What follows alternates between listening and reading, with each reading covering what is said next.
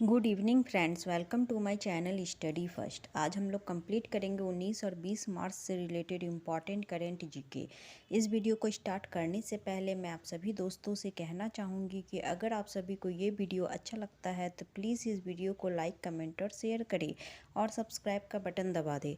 तो आइए friends, start करते हैं आज का पहला सवाल।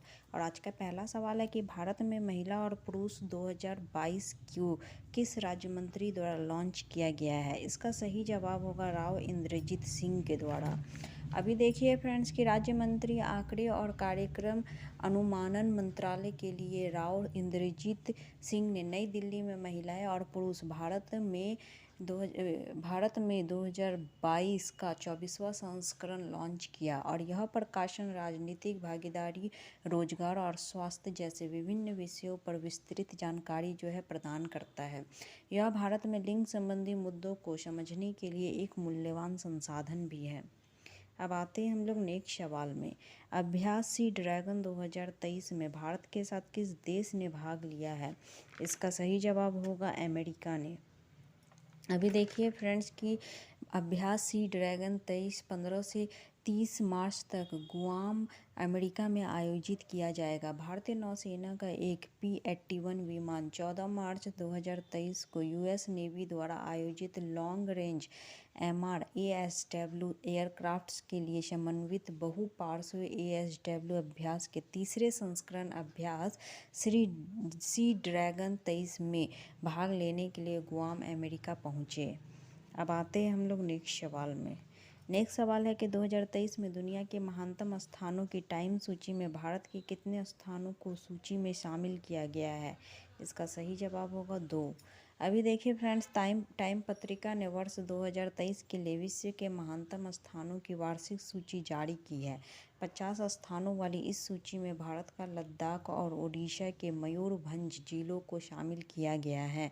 लद्दाख को सूची 31वें और मयूरभंज को 32वें स्थान पर रखा गया है, जबकि शीर्ष 10 में 6 मनमोहक स्थान संयुक्त राज्य अमेरिका में मौजूद है। अब आते हैं हम लोग नेक्स्ट सवाल में। Vipin the man behind the uniform पुस्तक किसके द्वारा लिखी गई है। इसका सही जवाब होगा रचना विश्वास रावत के द्वारा। अभी देखिए friends, Vipin the man behind the uniform रचन विश्वत रावत की एक किताब है जो भारत के पहले chief of defence staff general Vipin Rawat को श्रद्धांजलि देती है। यह पुस्तक उनके जीवन, व्यक्तित्व और सिद्धांतों पर प्रकाश डालती है। अब आते हैं हम लोग नेक्स्ट सवाल में। हाल ही में किस देश ने मैकमोहन रेखा को अंतर्राष्ट्रीय सीमा के रूप में मान्यता दी है। इसका सही जवाब होगा अमेरिका ने। अभी देखिए फ्रेंड्स कि संयुक्त राज्य अमेरिका ने हाल ही में पारित द्विदलीय प्रस्ताव में मैकमोहन रेखा को अरुणाचल प्रदेश और चीन के बीच अंतर्राष्ट्रीय सीमा के रूप में मान्यता दी है और इसे भारत का अभिन्न अंग कहा है। इस संकल्पना ने चीन का दावा खारिज कर दिया है कि यह राज्य उनके क्षेत्र में आता है और बजाय इनके अरुणाचल प्रदेश को भारत का अभिन्न अंग की मान्यता दी। अब आते हैं हम लोग नेक्स्ट सवाल में। नेक्स्ट सवाल है कि सेंट्रल बैंकिंग ने किसे governor of the year award से नवाजा गया है। तो इसका सही जवाब होगा शक्तिकांत दास।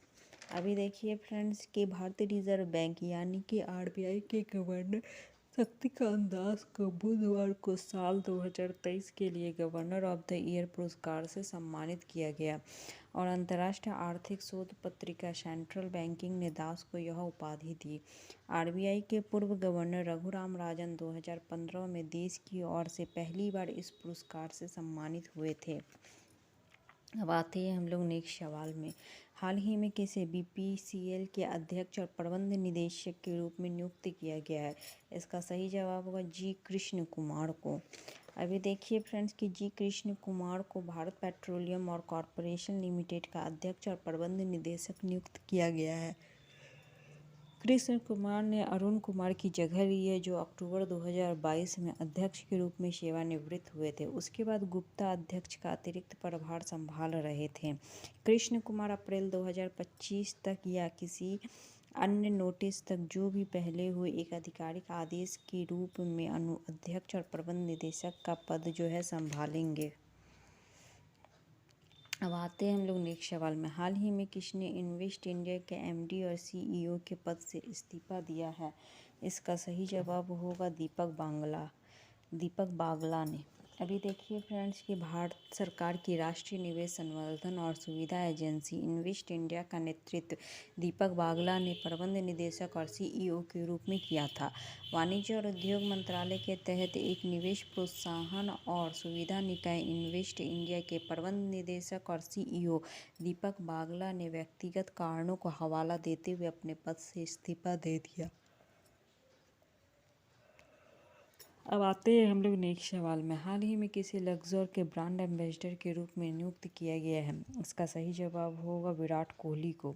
अभी देखिए फ्रेंड्स कि स्टेशनरी निर्माता लक्ष्यो राइजिंग इंस्ट्रूमेंट्स प्राइवेट लिमिटेड ने प्रख्यात क्रिकेटर विराट कोहली को अपना नवीनतम ब्रांड एम्बेसडर नियुक्त किया है। वह लक्जर के स्टेशनरी उत्पादों का प्रतिनिधित्व करेंगे और कंपनी को युवा लेखकों के बीच अपनी अपील बढ़ाने में भी मदद करेंगे।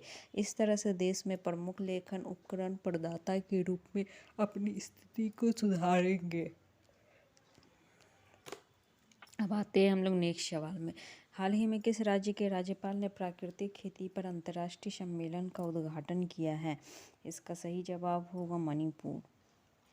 अभी देखिए कि फ्रेंड्स के मणिपुर के राज्यपाल सुश्री अनुसुईया उइके ने इम्फाल में केंद्रीय कृषि विश्वविद्यालय के सभागार में पर्यावरण और लचीला कृषि को पुनर्जीवित करने के लिए प्राकृतिक खेती विषय पर एक अंतर्राष्ट्रीय सम्मेलन का उद्घाटन किया है। राज्यपाल ने कहा है कि आधुनिक कृषि ने खाद्य उत्पादन की दर में वृद्धि की और देश को आत्मनिर्भर बनाया है। मणिपुर की राजधानी इम्फाल है। यहाँ के सीएम है एन बीरेन सिंह और यहाँ के गवर्नर का नाम है ला गणेशन।